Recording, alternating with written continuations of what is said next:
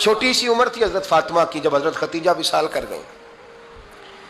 تو کسی نے کہا فاطمہ سب سے پہلے گھر سے کب نکلنا ہوا؟ تو بخاری مسلم میں حدیث ہے، اللہ کے نبی نا بیت اللہ شریف کے سامنے سجدے میں تھے تو ابو جہل کو شرارت سوجھی، شرارت۔ اس نے کچھ لوگوں سے کہا، عقبہ بن ابی معیط تھا، کچھ اور لوگ تھے، کہنے لگا میں ابھی رستے سے گزرا ہوں تو وہاں کسی نے اونٹ ذبح کیا ہے، تو اونٹ کی اوجڑی، آپ نے اوجڑی دیکھی ہے نا، جانور کی اوجڑی بڑی وزنی ہوتی ہے، اس میں گندگی ہوتی، اونٹ کی اوجڑی بڑی وزنی ہوتی تھی، کہنے لگا وہاں اونٹ کی اوجڑی پڑی ہے، وہ دیکھو نبی پاک معاذ اللہ سجدے میں ہے، تو معاذ اللہ ثم معاذ اللہ وہ اونٹ کی اوجڑی اٹھاؤ حضور کی گردن پہ رکھ دو۔ تھوڑا سا مشکل سے جمعہ پڑھنا پڑ جائے نا، اور تھوڑا سا مشکل سے پڑھانا پڑ جائے تو ہم دین کے بہت بڑے خدمت گزار بن جاتے ہیں۔ یہ دیکھو سجدے کتنی مشکل سے ہو رہے ہیں،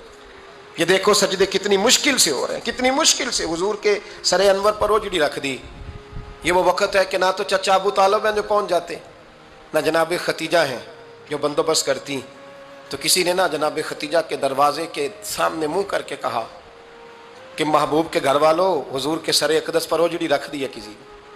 اور حضور سر اقدس اٹھاتے ہیں تو تکلیف محسوس کرتے ہیں۔ جناب فاطمہ کہتی پہلا دیہڑا تھا جب میں چہرے پہ کپڑا ڈال کے نہ تو اپنے بابا کے لیے نکلی، فرماتی پہلا دن تھا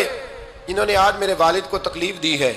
حضرت فاطمہ کی دعا سن کے تو حضور نے بھی ہاتھ اٹھائے، کہا اللہ جیسے میری بیٹی کہتی ہے نا ویسے ہی کر دے، اللہ کر دے انہیں برباد، فاطمہ جیسے کہتی ہے ویسے، اللہ کرے آپ کو سمجھ آئے میری بات کی کہ وہاں جہاں شدید تکلیف دی گئی وہاں حضور نے کسی کے لیے ایسی دعا،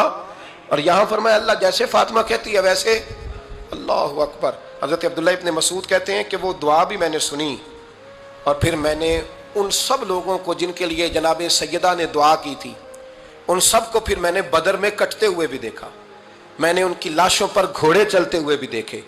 پھر میں نے دیکھا کہ صحابہ انہیں گھسیٹ کر کنووں میں ڈال رہے تھے، میں غور سے دیکھ رہا تھا اور ان کے چہرے پہچان رہا تھا۔ تو مجھ سے کسی نے کہا عبداللہ تم کیا غور کر رہے ہو؟ تو میں نے کہا میں غور کر رہا ہوں یہ وہی ہے سارے جن کے لیے سیدہ فاطمہ نے دعا کی تھی کہ یہ برباد ہو جائے، یہ وہی ہے میرے رسول کریم علیہ السلام کی ہر تکلیف کو جناب فاطمہ نے اپنی تکلیف سمجھا، ہر تکلیف۔ فرماتی پہلا دن تھا میں حرم کعبہ میں پہنچی، حضور کو سجدے میں دیکھا تو چھوٹے چھوٹے ہاتھوں سے میں نے اوجڑی نیچے گرائی، حضور بولے کچھ نہیں، نہ میں نے کوئی بات کی، میں نے حضور کی انگلی کو تھاما اور میں کنویں پہ لے آئی، حضور بھی نہیں بولے، جناب سیدہ فرماتی میں بھی نہیں بولی، حضور بیٹھ گئے اور میں کنویں سے پانی نکالنے لگی، میں حضور کی زلفیں دھوتی جاتی اور حضور روتے جاتے، زلفیں دھوتی جاتی اور حضور روتے جاتے۔ پھر حضرت فاطمہ نے جب حضور کی زلفیں دھو لیں تو ہاتھ اٹھائے، کہا اللہ جنہوں نے میرے بابا کو تکلیف دی ہے نا ان کو برباد کر دے۔ میں رات روایت پڑھ رہا تھا مشکات سے تو میں حیران ہو رہا تھا کہ یہ عجیب منظر ہے، یہ عجیب منظر ہے کہ جب طائف والے پتھر مارے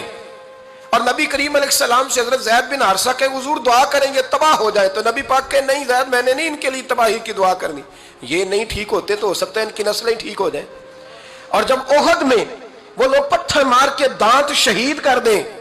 حضرت ابوبکر صدیق جیسی ٹھنڈی طبیعت کا آدمی عرض کرے حضور دعا کریں گے تباہ ہو جائے، تو حضور نے فرمایا اللہم اہد قومی فإنہم لا یعلمون، یا اللہ میری قوم کو ہدایت دے، یہ جانتے نہیں یہ کیا کر رہے ہیں۔ حضور نے کبھی بھی کسی کے لیے دعائے ضرر نہ فرمائی، لیکن آج یہ عجیب منظر ہے، شاید یہ واحد وہ وقت ہے کہ جناب فاطمہ الزہرا نے جب کہا نا کہ اے اللہ انہیں برباد کر دے، انہوں نے آج میرے